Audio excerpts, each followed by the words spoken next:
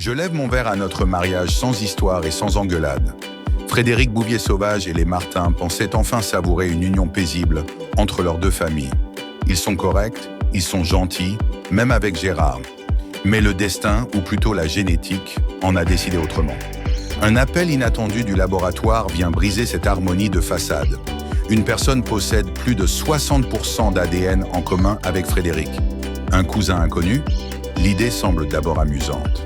Après tout, les Bouvier-Sauvages sont une grande et prestigieuse famille française depuis très longtemps. C'est du moins ce qu'ils croyaient fermement avant que le verdict ne tombe.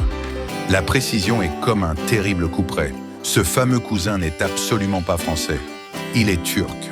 La stupeur est totale dans la demeure bourgeoise. Mehmet Suleiman Oglou fait son entrée dans l'arbre généalogique et le monde de Frédéric s'écroule. Comment ça, il est turc? La mauvaise foi et l'intolérance éclatent au grand jour. Le patriarche se retrouve confronté à une vérité qu'il est incapable d'entendre. Il se prétend français pure souche, mais le test est formel. Il est français à 0%. La comparaison fuse, 0% comme le yaourt. Entre les contrôles de police où Mehmet se revendique plus français que les locaux et les quiproquos culturels, la situation devient incontrôlable. Rien ne doit gâcher le mariage des enfants, mais les préjugés ont la peau dure. On essaie de faire bonne figure, de cacher ce secret embarrassant, mais les gaffes s'accumulent.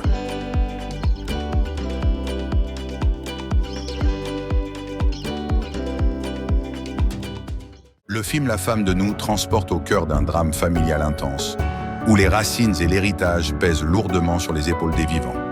Mélanie Thierry incarne Lily, une femme confrontée au fantôme d'une lignée masculine, obsédée par la transmission. Cette maison, pilier de forces contraires, représente toute la famille. Autrefois, l'idée même de travailler avec son père l'oppressait, mais aujourd'hui, elle a repris l'entreprise et souhaite s'installer dans ce domaine chargé de souvenirs. La bande-annonce révèle une tension palpable autour de la figure paternelle. Un homme qui priait pour avoir un garçon, un héritier capable de perpétuer le nom comme le firent de son père et son grand-père avant lui. Lily se retrouve piégée entre son courage et les délires paranoïques de son entourage. La chambre d'enfant, tel un paradis perdu, devient le théâtre de secrets enfouis. Les interactions sont glaciales, marquées par des reproches sur les moyens financiers et le rôle sacrifié des épouses. Un mystérieux inconnu surgit du passé, affirmant n'avoir jamais oublié le regard de Lily, ce qui sème le trouble sur ses origines. Sa propre fille prétend même qu'elle est morte à sa naissance, une vérité brutale qui résonne avec douleur. Entre silence pesant et confrontation dans des chambres d'hôtel, les secrets de famille éclatent. Qu'est-ce qui s'est réellement passé? Pourquoi tant de non-dits? La voix narrative doit porter cette atmosphère de thriller psychologique où chaque mot compte. Lily cherche désespérément à protéger les siens tout en affrontant la réalité. Georges Ibrahim Abdallah, le plus ancien prisonnier de France pour des faits à caractère politique. Effectivement, c'est un cas unique. Un attaché militaire américain est tué à Paris. Un numéro 2 de l'ambassade d'Israël est tué à Paris. Donc il n'y a aucun chef d'inculpation sérieux contre Abdallah. Aucun des chefs d'inculpation retenus contre lui n'est sérieux. Il est en prison pour les actions en 1982, mais pas pour les attentats terroristes de 1986.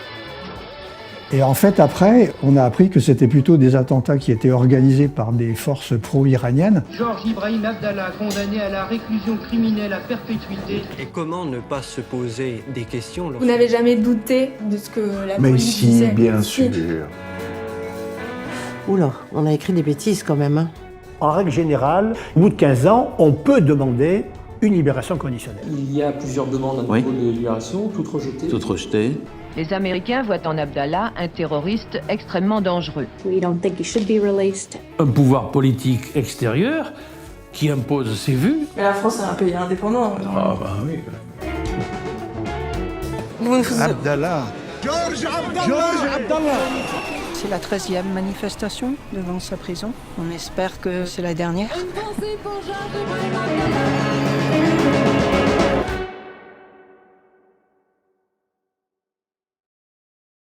Dans l'aridité d'un chantier isolé, là où les ombres s'étirent sous un ciel de poussière, un homme arrive pour réclamer ce qui lui est dû. Al-Bouri est ici pour le corps de son frère, fauché par un destin cruel sur les terres de Horn. Pour ce dernier, ce n'est qu'un accident regrettable, une simple statistique dans les normes d'un site industriel qui broie les hommes comme du sable. Pourtant, sous la surface de ce calme apparent, les tensions crépitent intensément. Les gardes hurlent dans la nuit, un signal que tout va bien, ou peut-être un avertissement que le danger rôde.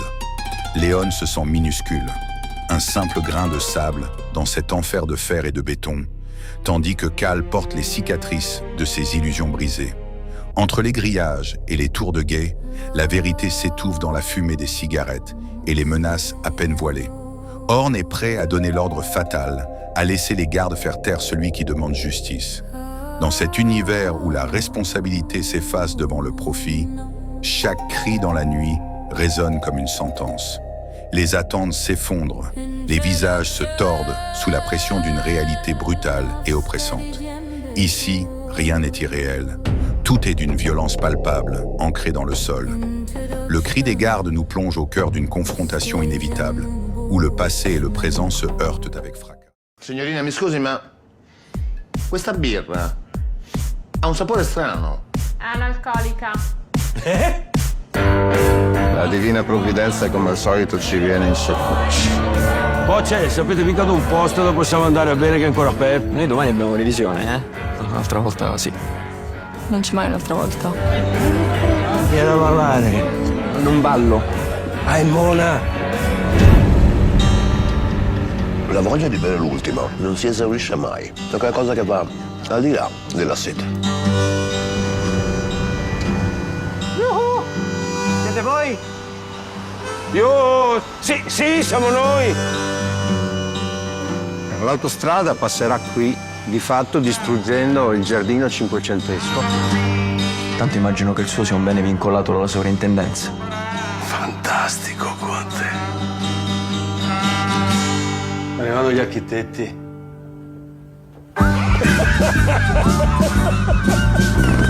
C'è questa leggenda metropolitana nel nostro paese. Il tesoretto lo chiamano. Zio cane.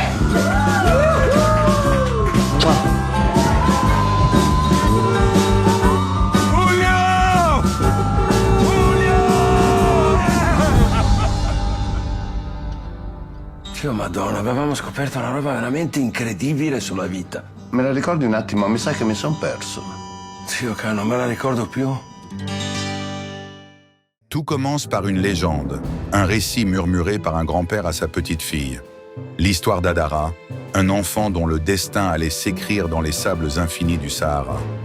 Dans ce désert immense, où la vie semble impossible, un petit garçon s'est retrouvé seul, livré à lui-même après qu'une tempête dévastatrice a tout emporté. Mais là où d'autres auraient empéri, Adara a fait l'impensable. Il a adopté le désert, et en retour, le désert l'a adopté. Cet enfant perdu est devenu un survivant, un être à part, vivant en harmonie totale avec une nature pourtant hostile.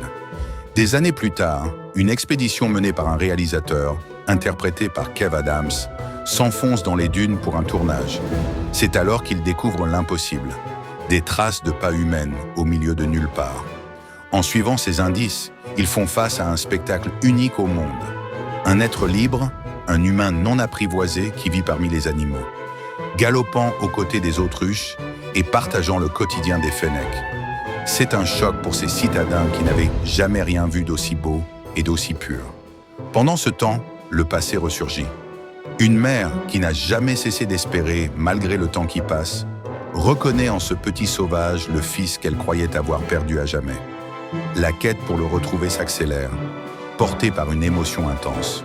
Le nouveau film de Gilles Demestre nous offre une aventure humaine bouleversante, où l'on découvre que lorsque la nature sauve l'homme, elle lui rend sa véritable liberté. Inspirée d'une incroyable histoire vraie, cette épopée nous rappelle la force des liens familiaux et la résilience incroyable de l'esprit humain face à l'adversité. Un voyage cinématographique puissant. Mamie, tu nous racontes une histoire? Bien sûr. Venez les enfants. 1, 2, 3. Il était une fois...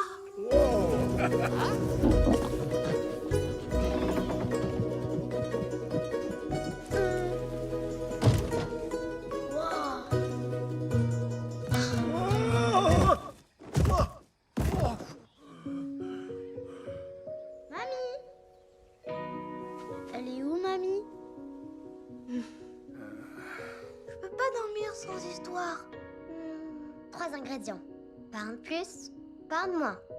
Un petit chat, une bête monstrueuse, un oiseau blanc couleur. 1, 2, 3.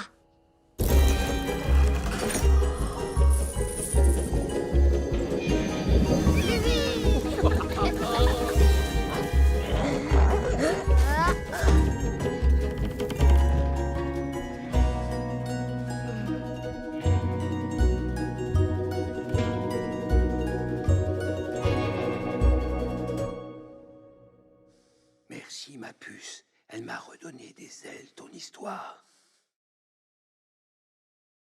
L'histoire de Pour Clara nous transporte sous le soleil éclatant des vacances d'été, là où la mer et le ciel se confondent dans une apparente tranquillité. Pourtant, derrière les sourires de façade et les baignades en famille, une tension silencieuse grandit au cœur d'une jeune adolescente. Clara, interprétée par une actrice lumineuse, semble s'effacer peu à peu, perdue dans une solitude que ses parents, Karel et Barbara, ne parviennent plus à combler. Tout bascule lors d'une rencontre inattendue avec Denis, un jeune homme charismatique dont l'assurance fascine immédiatement la jeune fille. Entre les virées en mer et les soirées volées, une complicité profonde naît entre eux, redonnant à Clara l'envie de vivre et de s'alimenter, au grand soulagement de son entourage. Mais cette renaissance s'accompagne d'une inquiétude grandissante pour son père, qui voit en ce parfait inconnu une menace potentielle pour la sécurité de sa fille. Est-il un simple touriste ou cache-t-il des intentions plus sombres? Le film explore avec une justesse bouleversante la fragilité des liens familiaux et le passage difficile à l'âge adulte. Entre paranoïa paternelle et désir d'émancipation, le récit nous plonge dans un labyrinthe émotionnel où chaque décision peut avoir des conséquences irréversibles. La bande-annonce nous révèle une œuvre sensorielle et viscérale, portée par des performances authentiques. Pour Clara est une réflexion sur la confiance, le lâcher-prise et la peur viscérale de perdre ceux que l'on aime le plus. Il y a 6 ans, une simple nuit de noces avait viré au cauchemar pour Grace. Aujourd'hui, l'horreur revient. Wedding Nightmare 2, intitulé original Ready or Not, Here I Come, est officiellement en route. La première info essentielle, le tournage est terminé et la date de sortie a été annoncée. Aux États-Unis, la sortie est prévue le 10 avril 2026. En France, le film débarquera le 8 avril 2026. À l'affiche, l'héroïne emblématique du premier film, Grace, incarnée à nouveau par Samara Weaving, sera de retour, prête à replonger dans l'horreur. Mais cette fois, la menace sera plus grande. Le casting s'est étoffé. Parmi les nouveaux venus, des visages cultes comme Sarah Michelle Gellar, Elijah Wood ou encore David Cronenberg s'ajoutent à l'aventure.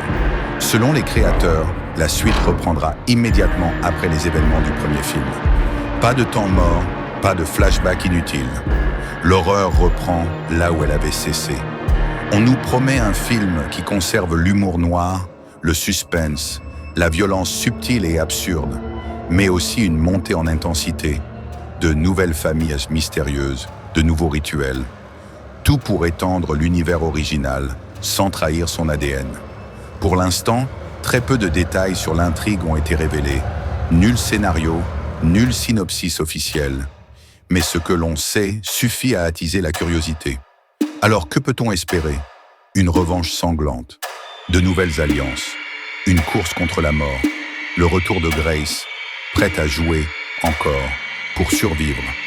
Restez prêts, parce que cette fois, ce n'est pas un simple mariage. Dans le sillage des souvenirs fragmentés, Anna s'aventure vers l'inconnu pour recomposer le puzzle de son existence.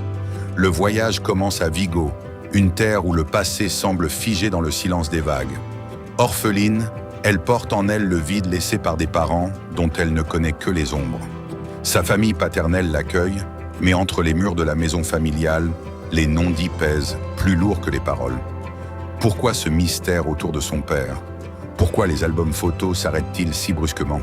À travers des cassettes vidéo délavées et des témoignages évasifs, la jeune fille tente de percer le voile d'une époque marquée par les excès et les tragédies. Elle observe les visages de ses oncles et tantes, cherchant un trait familier, un écho de sa propre identité. La caméra capture sa solitude au milieu des réunions de famille bruyantes, soulignant le fossé entre sa quête de vérité et leur désir d'oublier. Anna ne veut pas seulement des dates ou des lieux, Elle veut ressentir l'essence de ceux qui lui ont donné la vie. Chaque rencontre devient une épreuve. Chaque découverte, un pas vers une réconciliation intérieure. Entre les paysages mélancoliques de la Galice et l'intimité des archives retrouvées, Romeria se dessine comme une ode à la mémoire et à la résilience. C'est le récit d'une adolescente qui refuse de se laisser définir par l'absence, choisissant d'affronter les fantômes du passé pour mieux embrasser son futur.